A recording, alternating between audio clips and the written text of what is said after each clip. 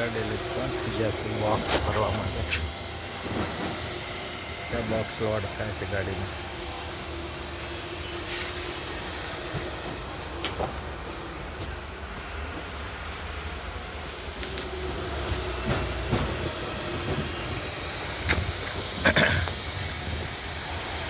આયશાપુર જીઆઈડીસીની net box load કરીને જાય છે ગાડી ડભોલી. આપણે પ્લાસ્ટિકના ડબ્બા છે ને બધા એની કંપની છે ત્યાંથી લોડ થાય છે ગાડી.